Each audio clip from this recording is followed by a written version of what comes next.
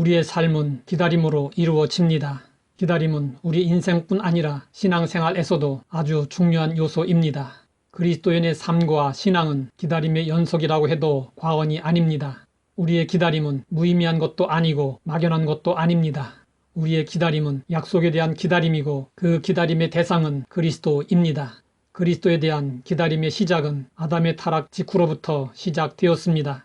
하와를 유혹하여 선악과를 먹게 한 뱀뿐 아니라 하와에게도 아담에게도 죄의 대가가 주어졌습니다. 그런데 무서운 저주와 심판 가운데서도 마치 진흙 속에서 보석이 찬란히 빛나는 것처럼 한 구절의 말씀이 빛나고 있습니다. 그 말씀은 창세기 3장 15절입니다. 여기에 여자의 후손이라는 말이 등장합니다. 이 여자의 후손이 바로 예수 그리스도이십니다. 하나님은 인류에게 최초의 복음을 주시고 이어서 그리스도의 피로 말미암아 이루어질 죄사함을 예표하는 가죽옷을 입혀 주셨습니다. 그리스도로 인하여 우리 인간들은 영생의 소망을 얻게 되었습니다. 창세기 3장 15절의 말씀이 주어진 이후 그 약속은 점진적으로 명료해졌습니다. 처음에는 여자의 후손으로 약속되었으나 이후에 아브라함의 후손으로 약속되었습니다. 그 다음은 아브라함의 후손 중에서도 유다의 자손으로 약속되었습니다. 그 다음 유다의 자손 중에서도 이새의 가문으로 범위가 좁혀지고 또다시 다윗의 자손으로 그 범위가 더욱 좁아졌습니다. 그리고 이사야 선지자는 메시아가 처녀의 몸으로 오실 것이라고 예언했습니다. 미가 선지자는 예수님이 탄생하실 곳을 베들레헴이라고 구체적으로 명시했습니다. 예수님이 세상에 오실 때가 이르렀을 때 하나님은 가브리엘 천사를 통해서 메시아의 오실 길을 요한이 예비하게 될 것이라고 사가랴에게 말씀하셨습니다. 그리고 그로부터 6개월 후에는 메시아의 탄생하심이 처녀인 마리아와 그의 약혼자인 요셉에게 전해졌습니다.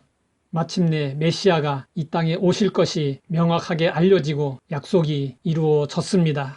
우리는 예수님으로 말미암아 영생을 얻고 하늘나라 백성이 되었습니다. 그러나 우리의 기다림은 아직 끝나지 않았습니다. 우리는 다시 오실 예수님을 기다리고 있습니다.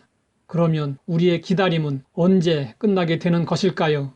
성경은 예수님이 다시 오실 때의 징조들을 여러 가지로 말씀해 주셨습니다. 우리는 때를 분별하며 예수님이 다시 오시는 그때까지 소망의 끈을 놓지 말고 기다리고 또 기다려야 합니다. 어떻게 기다려야 할까요? 우리는 아기 예수님을 만난 시므온에게서 기다림의 비결을 배울 수 있습니다.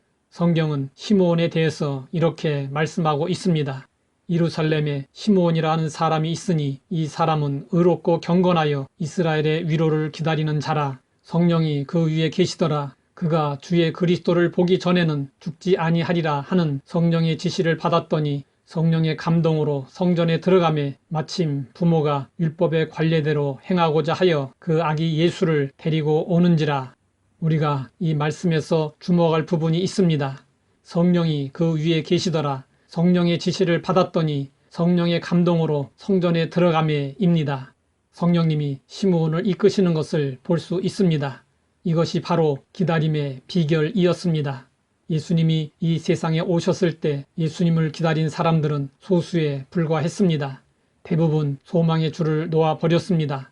그러나 시므온은 성령님의 은혜로 메시아가 오신다는 약속을 기다리다가 결국 예수님을 뵙게 되었습니다. 우리의 인내심에는 한계가 있습니다. 우리는 할 수 없어도 성령님은 하실 수 있습니다. 우리도 시므온처럼 온전히 성령님에 이끌려 살아야 합니다. 하나님의 은혜 가운데 있으면 소망의 줄을 끝까지 붙들 수 있습니다. 그러면 다시 오실 예수님을 만날 수 있고 그 영광을 볼 수 있습니다. 하나님 아버지, 우리에게 주신 약속을 반드시 이루심을 알게 하시니 감사합니다. 주님께서 다시 오실 그날까지 약속의 말씀을 굳게 붙잡고 승리하게 하옵소서. 예수님의 이름으로 기도드립니다.